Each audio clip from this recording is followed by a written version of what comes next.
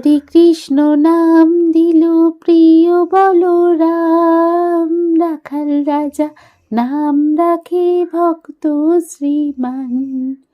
হরে কৃষ্ণ নাম দিল প্রিয় বলরাম, রাখাল রাজা নাম রাখে ভক্ত শ্রীমান।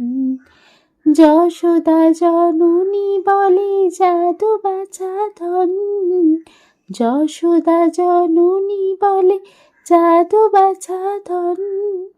অষ্টোত্তর শত নাম পেল নারায়ণ, হরে কৃষ্ণ নাম দিল প্রিয় বলরাম, রাখাল রাজা নাম রাখে ভক্ত।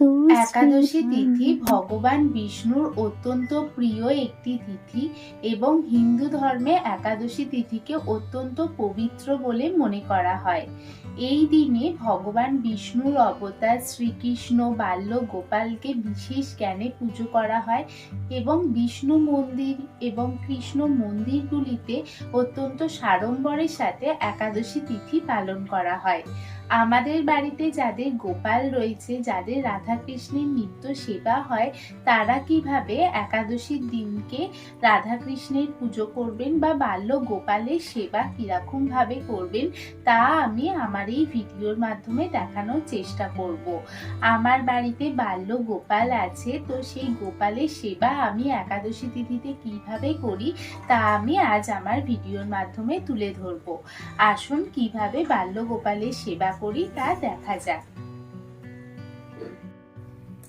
একাদশী সকালে গোপালকে একটু বিশেষভাবে স্নান করানো হয় এবং সেই স্নান করানোর পদ্ধতিটি আমি এখন আপনাদেরকে দেখাবো। স্নান করানোর জায়গায় আমি গোপালকে এনে রেখেছি এবং এখানে আমি গোপালকে স্নান করাবো। প্রথমে গপুকে মধু মাখিয়ে নেব। স্নান করার আগে আমি প্রায় দিনই এবং এই বিশেষ বিশেষ দিনে গপুকে মধু মাখিয়ে নিই, তারপরে গপুকে স্নান করাই। এই মধু কিন্তু ন্যাচারাল ক্লিনজারের কাজ করে এবং গপু সোনার গা চকচকে রাখতে সাহায্য করে। তো সেই কারণে আমি প্রথমে গপুকে মধু মাখিয়ে নিলাম। গপুর সর্ব অঙ্গে মধুটিকে ভালোভাবে মাখিয়ে নেওয়ার কিছুক্ষণ পর 1-2 মিনিট পর আমি গপুকে এর পরপর পঞ্চামৃত এবং গঙ্গার জল বা পরিষ্কার জল দিয়ে আমি গপুকে স্নান করিয়ে নিই। তো সেই কারণে গপুকে মধুটি ভালোভাবে গায়ে মাখিয়ে দিলাম।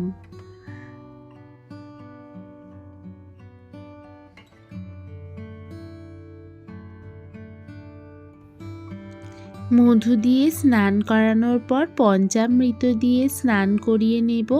আমি পঞ্চামৃতটি তৈরি করে নিয়েছি এবং তুলসী পাতা সহযোগে গপুকে স্নান করিয়ে নেব।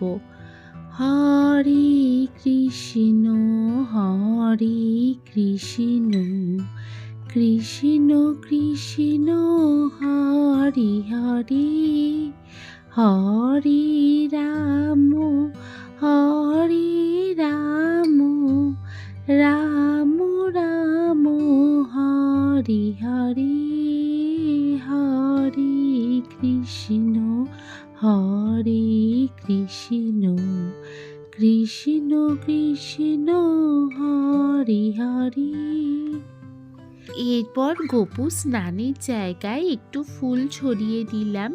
গপু সোনার চারিদিকে একটু ফুল ছড়িয়ে দিলে দেখতেও খুব সুন্দর লাগে, তাই একটু দোপাটি ফুল নিয়ে গপু সোনার চারিদিকে ছড়িয়ে দিলাম। এরপর গপু সোনাকে আমি তুলসী পাতা দেব। গপু সোনার মাথায় একটু তুলসী পাতা দিয়ে দিলাম, গপু সোনার হাতেও তুলসী পাতা দিয়ে দিলাম এবং গপু সোনার চরণেও তুলসী পাতা আমি অর্পণ করলাম। তুলসী পাতা তো গপু সোনার খুবই প্রিয়, তাই একাদশীর দিন তুলসী পাতা দিয়ে অবশ্যই স্নান করাবেন। এরপর আমি একটু গোলাপ জল দিয়ে দিলাম এই পরিষ্কার জলটিতে। এরপর একে একে দেব শ্বেত চন্দন। শ্বেত চন্দন এই জলটিতে দিয়ে দিলাম। এরপর আমি এই জলের মধ্যে তুলসী পাতা দিয়ে দেব, যাতে জলটি পুরোপুরিভাবে শুদ্ধ হয়ে যায়। তাই তুলসী পাতা জলের মধ্যে দিয়ে দিলাম। এরপর একটু ফুল দিয়ে আমি গোপুসোনাকে স্নান করিয়ে নেব। পঞ্চামৃত দিয়ে স্নান করানোর পর পরিষ্কার জল দিয়ে স্নান করিয়ে নেব। এরপর আমি এই জলটিকে ঢালবো এবং হরে কৃষ্ণ মহামন্ত্র জপ করতে করতে আমি জলটি গোপুসোনার মাথার উপরে ঢালবো। হরে কৃষ্ণ কৃষ্ণ কৃষ্ণ হরে হরে, হরে রাম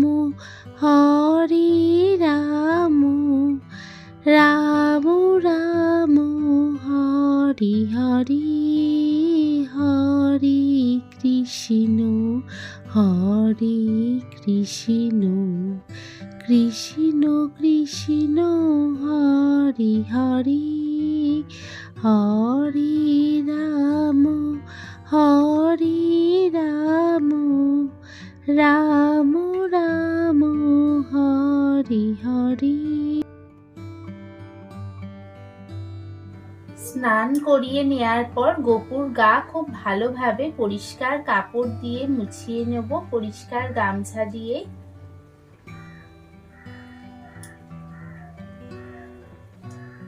গোপাল সোনাকে আসনের মধ্যে বসালাম।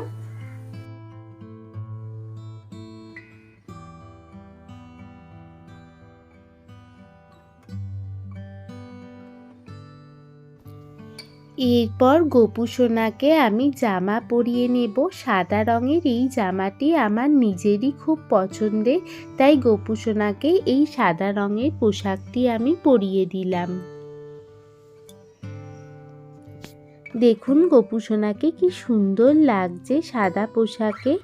এরপর গোপাল সোনাকে আমি সোয়েটার পরিয়ে নিলাম। এই গোলাপি রঙের সোয়েটারটিও আমার খুব পছন্দের। গোপুসোনাকে আমি গোলাপি রঙের সোয়েটারটি পরিয়ে দিলাম। এরপর গোপুসোনাকে টুপিও পরিয়ে দিলাম। টুপি পরানোর পর আমি গোপুসোনাকে পুরী থেকে নিয়ে আসা একটি পুঁথির মালা পরিয়ে দেবো। এটি এখন নতুন, মানে আমি এই কিছুদিন আগেই পুরী থেকে নিয়ে এসেছি গোপুর জন্য, তো এটি আমি পরিয়ে দিলাম। গোপুসোনাকে পুঁথির মালা পরে কি সুন্দর লাগছে। এরপর গোপুসোনাকে আমি ফুলের সাজ দিয়ে সাজিয়ে নেব। একাদশীর দিন গোপুসোনাকে খুব সুন্দরভাবে সাজাবেন। এবং এই দেখুন আমি গোপুসোনাকে সব সময় ফুলের কানের পরাই। আমাদের বাড়িতে নয়নতারা ফুলের কানের আমি গোপুসোনাকে পরিয়ে দিলাম। নয়নতারা ফুলের কানের পরে কি সুন্দর লাগছে দেখুন। এরপর আমি গোপুসোনাকে মালা পরিয়ে দিলাম। রজনীগন্ধা শুভ্র মালা আমি গোপুসোনাকে পরিয়ে দিলাম। আপনারা চাইলে হলুদ রঙের মালাও পরাতে পারেন এই একাদশীর দিনগুলিতে। আমি গোপুসোনার চারিদিকে হলুদ ফুল দিয়ে এবার সাজিয়ে নেব। হলুদ ফুল তো গোপুসোনার খুবই পছন্দের, তাই গোপুসোনার চারিদিকে আমি হলুদ ফুল দিয়ে সাজিয়ে নিলাম। এইভাবে সুন্দরভাবে চারিদিকটা জুড়ে গোপুসোনার আসনের চারিদিক জুড়ে আমি ফুল দিয়ে সাজিয়ে নিচ্ছি, যাতে দেখতে খুব সুন্দর লাগে। আর আমার গোপুসোনা তো এমনিতেই ভীষণ সুন্দর, তো আমি গোপুসোনার চারিদিকে ফুল দিয়ে সাজিয়ে নিচ্ছি। আমি গাই গরুটিকেও গোপুসোনার পাশে দিয়ে দিলাম।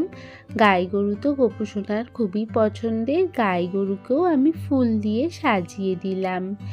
এরপর আমি দিয়ে দেব গোপুসোনার হাতের বাঁশি। গোপুসোনার হাতে আমি বাঁশিটি দিয়ে দিলাম। বাঁশি তো গোপুসোনার খুবই পছন্দের, তাই বাঁশিটি দিয়ে দিলাম গোপুসোনার হাতে। আমি গোপুসোনাকে চন্দন লেপন করে দেব। গোপুসোনার কপালে আমি চন্দনের ফোঁটা দিলাম। সেই চন্দনের ফোঁটা আমি গোপুসোনার কপালে লাগিয়ে দিলাম এবং এরপর আমি গোপুসোনাকে তুলসী পত্র দেব। একাদশী তিথিতে তুলসী পত্র গোপুসোনাকে বা রাধাকৃষ্ণকে নিবেদন করা অত্যন্ত শুভ বলে মনে করা হয়। তাই তুলসী পত্র গোপুসোনার শ্রীচরণে দিলাম। হরে কৃষ্ণ মহামন্ত্র জপ করতে করতে তুলসী পত্র দিতে হবে গোপুসোনার শ্রীচরণে। হরে কৃষ্ণ কৃষ্ণ কৃষ্ণ হরে হরে।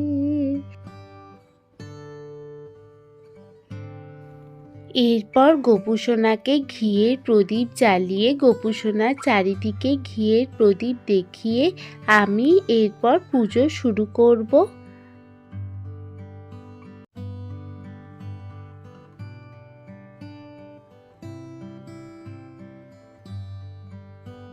একাদশীর পুজো শুরুর প্রথমেই নারায়ণের উদ্দেশ্যে প্রণাম করে নেব। ওম নমো ব্রাহ্মণ্য দেবায় গো ব্রাহ্মণ্য হিতায় চ জগদ্ধিতায় কৃষ্ণায় গোবিন্দায় নমো নমো। পাপোহং পাপ কর্মাহং পাপাত্মা পাপ সম্ভব ত্রাহিমাং পুণ্ডরীকাক্ষ সর্ব পাপ হর হরি। নারায়ণের উদ্দেশ্যে প্রণাম করে গোপুসোনার শ্রীচরণে আমি ফুল নিবেদন করলাম।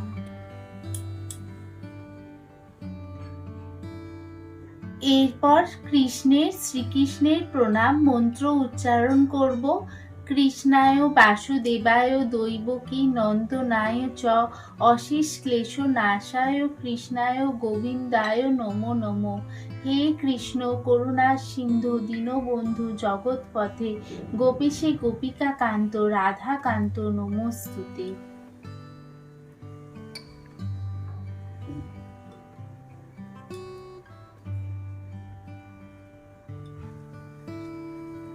কৃষ্ণের বা গোপালের কাছে আমি পুষ্প নিবেদন করলাম। একাদশী তিথিতে গম জাতীয় বা রবি শস্য তো গোপুসোনাকে দেয়া যায় না, শ্রীকৃষ্ণকে বা ভগবান বিষ্ণুকেও অর্পণ করা যায় না। একাদশী তিথিতে সম্পূর্ণভাবে উপবাস থেকেই গোপুসোনার ভোগ দিতে হয়, গোপুসোনাকে ভোগ নিবেদন করতে হয়। তো সেই কারণে আমি একাদশী তিথিতে গোপুসোনাকে মূলত দিয়েছি ফল দিয়েছি, এখানে আপেল দিয়েছি, কলা দিয়েছি, সিঙ্গাপুরি কলা যেটি গোপুসোনার খুবই পছন্দের একটি খাবার, আর দিয়েছি সন্দেশ আর খেজুর দিয়েছি। এই গোটা একাদশী তিথি জুড়ে এরকম ফল মিষ্টি কিন্তু নৈবেদ্য হিসেবে গোপুসোনাকে নিবেদন করতে হয় এবং রাধা কৃষ্ণকেও এইভাবেই নৈবেদ্য নিবেদন করতে হয়। তো আমি প্রথমেই গোপুসোনাকে ভোগ নিবেদন করার প্রথমেই আমি এখানে গোপুসোনাকে একটু ফুলের আসন করে নেব।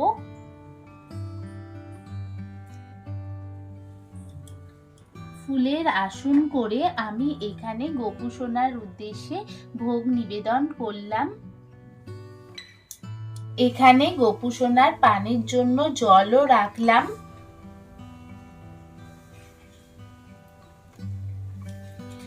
গোপুসোনাকে ভোগ খাইয়ে দিতে হয়, কারণ গোপু তো খুব ছোট, তাই গোপুকে ভোগ খাইয়ে দিতে হয়।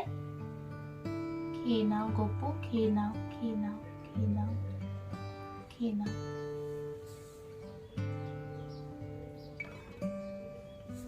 খেয়ে নাও গোপু, খেয়ে নাও, খেয়ে নাও, খেয়ে নাও, খেয়ে নাও, খেয়ে নাও, খেয়ে নাও।